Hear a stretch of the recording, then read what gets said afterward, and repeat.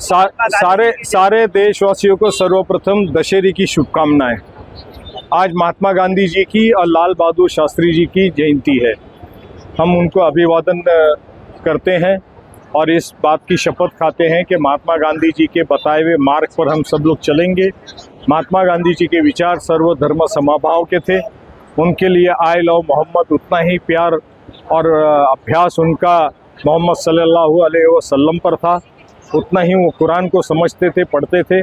उतना ही वो I love Mahadev Mahakal को, भगवान शिव को भी समझते थे, जानते थे। महाभारत, रामायण, गीता, बाइबल, कुरान, ये सब का अध्ययन महात्मा गांधी जी ने किया और सिर्फ अध्ययन ही नहीं किया तो अपने जीवन में अमल किया। उन्होंने इस देश के आखिरी नागरिक जिसके तन पे कपड़ा नहीं, उसके लिए अपना कपड़ा त्याग दिया। उन्होंने इस देश की आज़ादी के लिए अन्न त्याग दिया। आज अगर हम इस देश में स्वतंत्रता की सांस ले रहे हैं, लोकतंत्र अगर जिंदा है तो महात्मा गांधी जी की वजह से जिंदा है।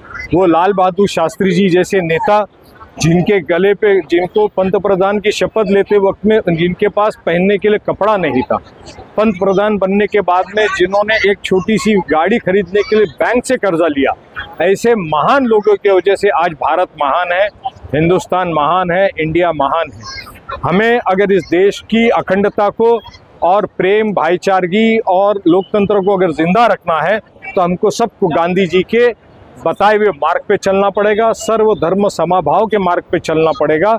सिर्फ ये नारा दे के काफ़ी नहीं होगा। सबका साथ, सबका विकास, सबको प्यार से साथ में लेना होगा।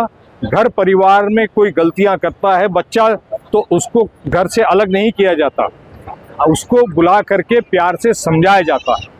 ये काम राजनेताओं ने और राजनीति पार्टियों ने करने की ज़रूरत है और यही काम मीडिया ने भी करने की ज़रूरत है। मगर अनफॉर्चुनेटली इस देश में इस तरह से नहीं हो रहा है।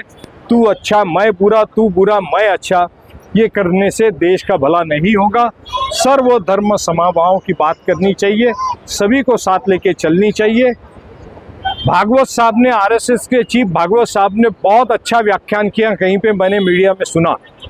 उन्होंने कहा इस देश से मुसलमान इस्लाम ख़त्म नहीं हो सकता, जिस तरह इस देश से हिंदू ख़त्म नहीं हो सकता, ये भागवत साहब ने कहा, आरएसएस के चीफ ने कहा, उसी तरह से इस्लाम ख़त्म नहीं हो सकता।